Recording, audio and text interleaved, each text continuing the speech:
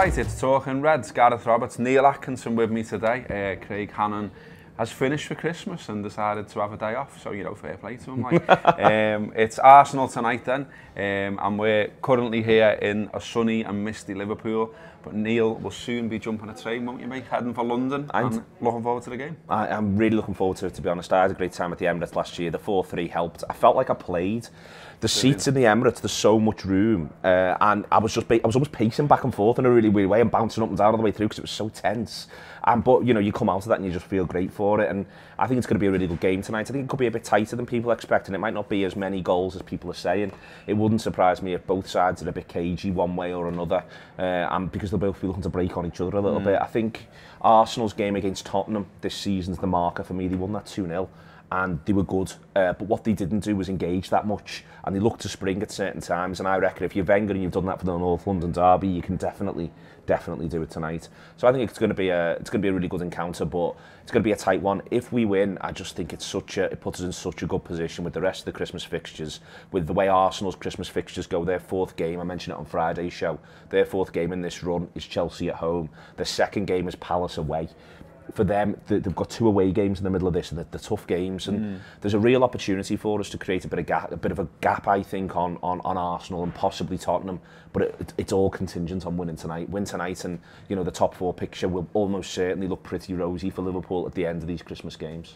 Yeah, I mean, you mentioned goals. There's been 21 in the last 4 games. Wow. There's been a lot of focus on the fact that, you know, it could be an open game and all that sort of thing. But I thought it was interesting from Klopp that he said every time he's played against Wenger changes it for Liverpool. He said ordinarily he doesn't, but this, and what he was saying was this time it'll be interesting because he hasn't got Giroud, so he can't do that. He can't go the big man. So, I mean, while you're saying they might be a bit more cagey, I've seen other people saying that might be the approach to start, but they'll almost get sucked into being Arsenal. Yeah.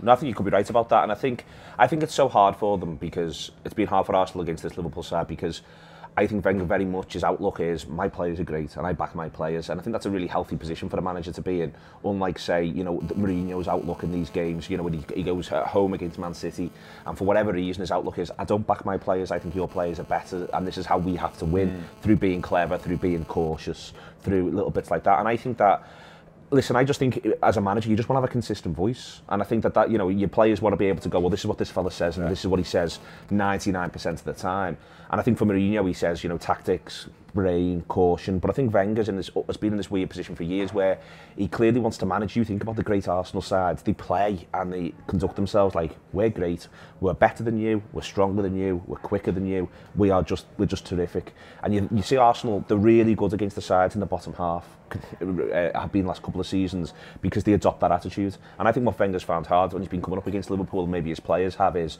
hang on, you're telling us we're great week in, week out, and then all of a sudden you're saying, well, we've got to do a bit of this, we've got to go along to this fella, we've got to play like this. So it might just suit them maybe if they did have the attitude of, well, we'll just do what we're good at and we'll see how it ends up and we'll go from there. And that might be the right way to go about it, but if it doesn't work, you know that there's going to be everyone afterwards saying, well, he should have been cagey, he should have been more cautious. It's hard to be a manager and it's hard to be a footballer, because you're going to get, if whatever you plan doesn't work, you'll be told as to why your plan was wrong in the first place, whereas you can have the right plan and it can be a refereeing decision, one bad pass, etc., and suddenly you find yourself 1 or 2-0 down.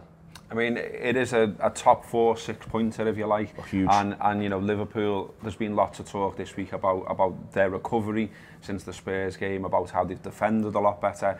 Arsenal are defending okay as well. They've been racking up a few clean sheets themselves. How do you see Klopp setting up tonight? What do you think he's going to do with the team? I'd be tempted to go unchanged, and the reason why is because I think that of the lads who didn't feature, who you might want to have feature at some point in the next few games, they could either do with a bit more time. Lallana, possibly Sturridge, there's talk that Sturridge is ill. That Swansea is on the horizon, so it may well be, you know, Swansea's on the horizon, Leicester's on the horizon, so he's had a longer break than he's had for a while. But also the lads who played against Bournemouth, I thought they did so well, and I think that they did so well in the areas of the pitch where maybe you want to do that well against Arsenal. Yes, Arsenal are better, but you want to maybe push in those areas and be sharp in those areas. So I'd be tempted to maybe go unchanged. That's me. Will he I don't know. I don't think so.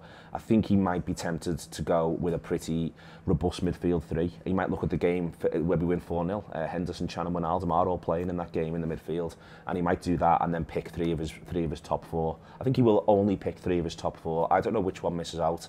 And again, if we don't win, we'll all be saying he should have either played all four of them or he should have played a different one. But I think that makes sense. I think if he can get three of his top four on the pitch in each of the next 4 games, then I think you'd expect us to not lose any of them. I'd say that in advance now, and you listen, we could be wrong again. It can be one refereeing decision. But that's what I think he'll do. As I say, I wouldn't have a problem with unchanged. I think it'll be the same back four, and it's just a question around whether or not Chan comes in for someone and whether or not Mane comes in for someone. What do you think? I think unchanged, because I think in particular Oxlade-Chamberlain deserves to stay in the side. I thought he played really well, and I think after all the build-up this week, all the mention of Oxlade-Chamberlain, because he obviously played in the 4-0 at Anfield for Arsenal, now he's our man, he's ready to go against them, and I'm a little bit surprised by Wenger. Wenger in his press conference had a pop at him, basically. It's on the back of some of the papers, we'll have a look at that in a minute. But it kind of feels a little bit, he's questioning his attitude. He's saying he didn't really want to sort of fight for his place at Arsenal. And it was almost like he was saying, I don't understand why he went to Liverpool, because he's also going to have to fight for his place there too. Well, he is Arsene. He's been fighting, and now he's got to go. And on merit, he deserves to stay in the side, I'd say. Yeah, I think he does. But I think that there'll be points, hopefully there'll be points during the season where loads of lads will be thinking, well, on merit I deserve to stay in, but I've been pulled out, and the reason why is because we are conscious of the run of games, and I think the run of games is significant. I mean, if we'd all take, and I think we've got to be really clear about this, we'd all take 10 points from the 12 that are available over the Christmas period, and if the draw is tonight, then the draw is tonight, and then we've got to dust ourselves down and go with the next few.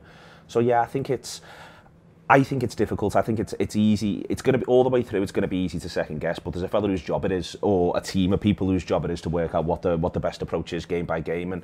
And let's be dead honest here. If they get it 80% right, on the whole, they'll be doing well. That's you think about your job. If you get 80% of the decisions you have to make on a daily basis spot on, that's a good day at work. And that goes for Wenger, that goes for Mourinho, that goes for Guardiola, that goes for Pochettino, and that goes for Klopp. And he can get 80% of his decisions right and win 100% of the games. He can get 80% of his decisions right and win 50% of the games. This is football, tooth and nail, and I just want us to approach this game and every game like, right, this is they're all 3 points up for grabs here. We want to be back in the Champions League, and we also, and I think this is massive, Gareth, what I think the club should be targeting, if I'm Klopp, listen, we all want a trophy, and there's 2 trophies that we can conceivably win this season. One's the Champions League and one's the FA Cup, and what I'd like us to be able to do come February, forget the Derby one coming up. It's going to be a bit mad, that 3rd round off the back of all these games. But if we get to the 5th round of the FA Cup and we're in the Champions League, I want us to be in a position where we're able to turn around and say, we're 3rd, 2nd 7 points clear,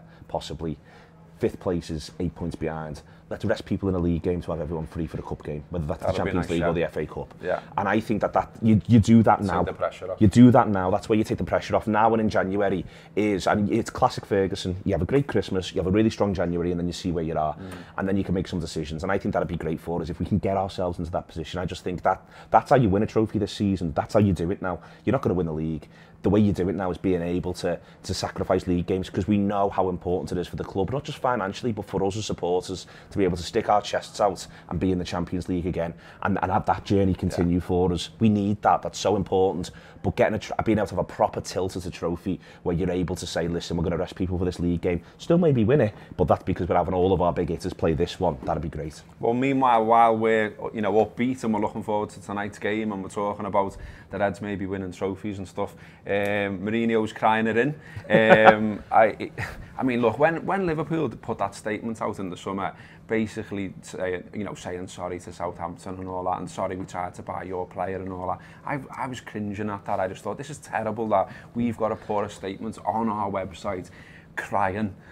And yet, Man United have just done that voluntarily. They've put... Do you want to read it or do you want me to read it? It's just mad, isn't it? Yeah, I'll do it. So they've put this is on the Manchester United's official website. Fixture congestion for Jose's Reds. A wonderfully written piece. It's the most wonderful time of the year, particularly for football fans, but one that puts increasing pressure on Premier League players. That is true. All 20 top-flight clubs are faced with taxing schedules. Okay. But our research... Love the use of the word research here. Manchester United's research, that is. Our research They've got Boffins working around the clock. Our research shows that Manchester United have a harder time of it than our rivals towards the top of the table. Jose Mourinho's side have a total of 6 non-match days over the period. No club has fewer, while London trio Arsenal, Tottenham and West Ham United can boast 3 more due to the Gunners' clash with Liverpool being brought forward to this Friday and the Spurs versus West Ham derby moving back to the 4th of January. This is good. Chelsea's matches are nicely spaced out to give them a total of 8 days between games, while Liverpool and Manchester City have 7. 1 more than United. The reigning champions have 3 days between their second and third games, unlike the one to be experienced by United and 14 other Premier League sides. A short trip to Arsenal on the 30th of January gives the Blues and the Gunners a little more grace. It goes on and on and on. They're having a big moan about fixture congestion. It does go on out. I think this is important. The manager has revealed he lost Antonio Valencia to a hamstring injury at the weekend due to fatigue, and there seems to be widespread concern and extra fixtures being crowbarred into this. And it has been, listen, I think it's mad. I do think it is mad. But, you know, it starts to discuss mileage and all of this sort of stuff. Last Para's great. Expect no let-up in January if we progress in the cup competitions, with the Derby County game and the FA Cup third round now scheduled for the Friday after the Toffees test on the Monday. It's the price of success in many respects, but it all means Jose will have to juggle his resources accordingly. Now, there's been a lot. I think let's laugh at Manchester United. Yes, let's. Laugh at them. Laugh at them now. You laugh at them at home. Let's all laugh at them. There's been a lot of Liverpool supporters I've seen have been find themselves in a position where they've been finding Klopp's fixation on this run of games, and I think it's now a run of games for a while. They've been finding it a bit disconcerting, saying, you know, if you begin to highlight this sort of stuff, you give players excuses, and I actually think there might be something in that. But it's happening up and down the country. Every manager is talking about this. It is worth pointing that out. Now, not all of them are going to the extent of putting a statement on the official site to that effect. Not everyone's doing that, but all the managers, I think, have been and are unbelievably concerned about it. And I think for me, you know, this is a fella who's won leagues. He's won leagues in 3 different countries. You know, he's won this league. So for me, I think it's just striking that you know, this is now what's happening, and to go to the extent of sticking the statements on the club website. And to me, it just sort of feels like this. To me, reads a bit like Chelsea might be seconds come the start of January, you know, lads. And there'll be those who will be listening to this saying, "Oh, doesn't it just create a siege mentality and all that sort of stuff?" But to me, this sort of reads a bit like Chelsea could be on the march past us here, and we've got one eye on that, and we just want to sort of get our excuses in early. That's what I think it sounds like. But it is broadly speaking the same for everyone. And it's just noticeable that, as I say, there's been a lot of people who've been making a couple of noises towards Jurgen Klopp saying, what's he talking about this for? Well, we're not doing this, boys. We're not. Liverpool Football Club are not releasing this sort of statements. Jurgen's just talking about it, saying it's something he's got, a challenge he's got to learn how to cope with. And as I said before, you know, I think we are fresh. He mentions in here Antonio Valencia's injury. We've got players coming back to fitness. We look in decent nick. And I think that if we do, and this is where it is the if, but if after the 5th of January, we're in the 4th round of the FA Cup, and we take 10 points from these 12 games, in that gap between Everton and Manchester City, there should be a lot of Liverpool supporters, and you'll hear it on the Anfield Wrap saying, you know what, fair play. Liverpool have done a great job there, and the Liverpool manager and his team deserve massive credit. And what happens when you do that is, and we're going to do the papers next, is you get headlines like that. United Christmas fixture moan, it's not fair. So stay with us, we're going to do the papers next. All right, then the papers, a bit of breaking news is that the club president of Monaco has said that Thomas Lemar definitely will not be sold in the window, so we can all forget about him. Really. Because what club presidents say, that never changes, does it? No, never, ever changes. Club presidents, always rock solid. Listen, Lamar's dead interesting. He's only played, last time I checked, and I think that was in the week, he's only played 11 times this season in League One. He's only scored 1 goal. It's a real drop-off from his performance last season.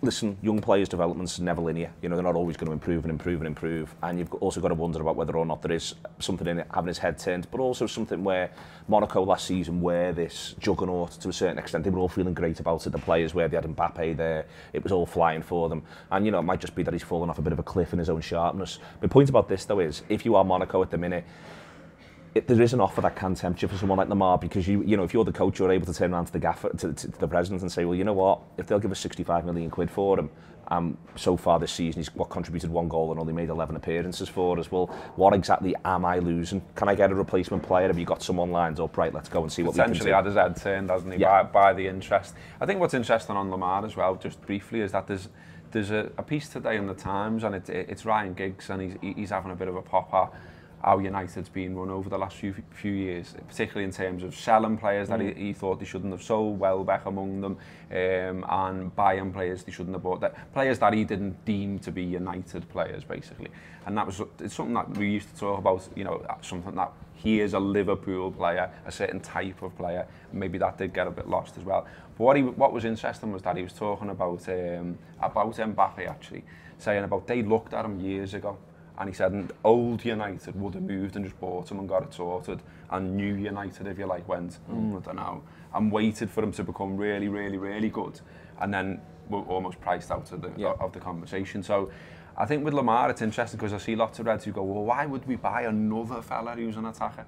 Yeah. But then it's almost about sometimes you've got to sort of strike while the iron's off and get in there. Yeah, just get them in, and you know, it might be a bit of a gamble, and it might be one of them where, you know, 60 million is a lot of money. As I say, for a lad who's never scored 10 league goals in a season, that is a lot of money. It does make you go, well, are you sure? But yeah, I think that striking while the iron's hot is important, and having that moment of, no, we think this player is what we're about, and therefore we're going to move. I think Mbappe's dead interesting in that. Listen, there'll be, and I know Liverpool have one, there will be hard luck stories all across Europe as to lads who are watching Mbappe. And if he doesn't explode in the second half of last season the way in which he does, if that's just sort of delayed, there's every chance he might have ended up at Liverpool, at Man United, at Arsenal, at one of these other clubs who were all making efforts to sign him.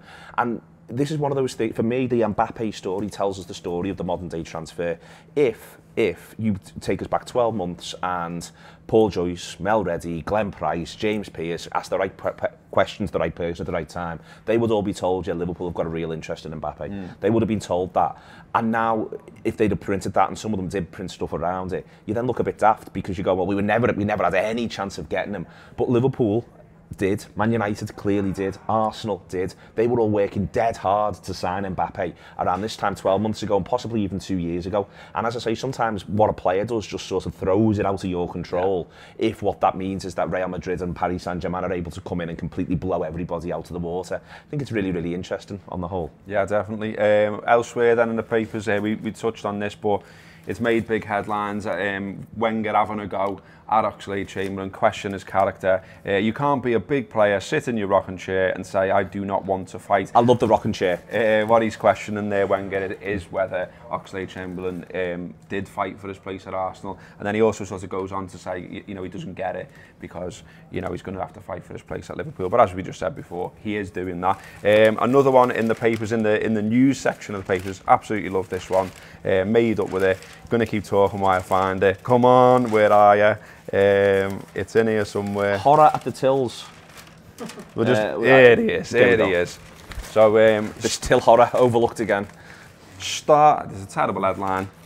Come on, you can do better than this, Daily Mail subs. Star footies the bill. It doesn't work. It doesn't work. Star footies the bill for fans' 10 grand round. Basically, a Premier League footballer will play Santa and buy 2,596 fans a pint as a thank you for their support. Huddersfield Town centre-back Matthias Zanke Jorgensen, I hope I've said that right, has been blown away by the fans since he joined the club in July, and he'll get a round in for those who make the 500-mile round trip for tomorrow's Southampton game. At £4 a pint, the bill could be 10 grand.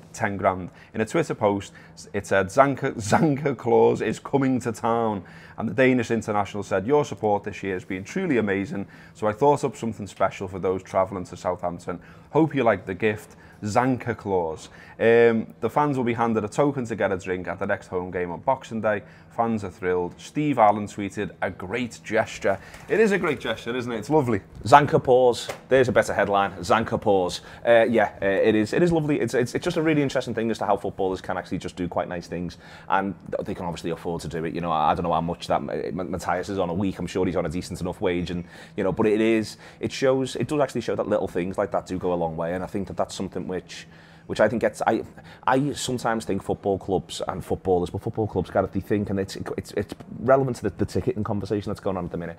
I think that they think there needs to be, or that supporters are demanding or want great big huge gestures. And listen, certainly if you listen to a lot of Liverpool supporters, and me and you included, we can sound like we want great big huge gestures. We sort of do want great big huge gestures, but we really like little ones as well. And I think that's where, you know, at times I think they probably feel like they're in this battle that'll never end and all that sort of stuff because everyone's so demanding, and they, you know, you can imagine some conversations that are being had at club headquarters across the Premier League, at FSG, blah blah blah. Like, these people are knobheads, can't be bothered with it.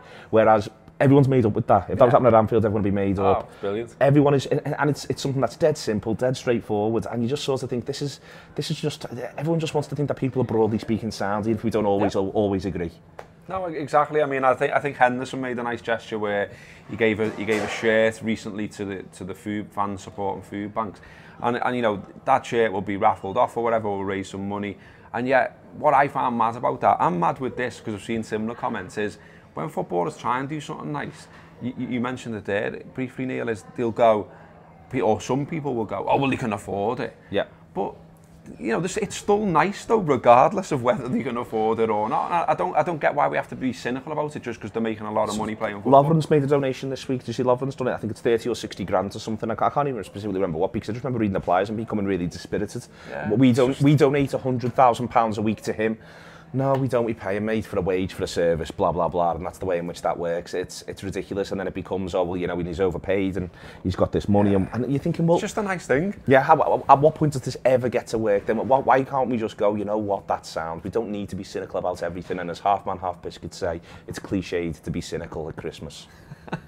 Lovely. Okay, on the Anfield Wrap, the Friday show is already out there. Give that a listen. And then tonight, if you don't subscribe, there's an opportunity to listen to our post-match show, The Pink, because it's free tonight. So get involved if you don't subscribe. Give it a listen, and you might like it. And then if you do like it, subscribe. That's the general idea, because there isn't a City Talk show going out as a podcast tonight because of the match later. Yeah. So yeah, give that Pink a try. In terms of this video, this is going to be our last one before Christmas. The office is shutting up, and we're going to have a bit of a Christmas break, but we will still be doing everything we always do around games. There'll be stuff on the website, there'll be stuff on the podcast feed, and then the videos will be back when we're back in the office in the new year. I mean, what stuff's coming up on the Anfield Wrap then, Neil? Well, fun stuff. We've got a Christmas quiz coming out, so that's going to be out tomorrow. We recorded that last night, so that'll be out. Should be out on Saturday. We've got a Ban This Filth coming out where Jay McKenna absolutely does a number on Neil Docking. It's phenomenal listening, to be honest with you.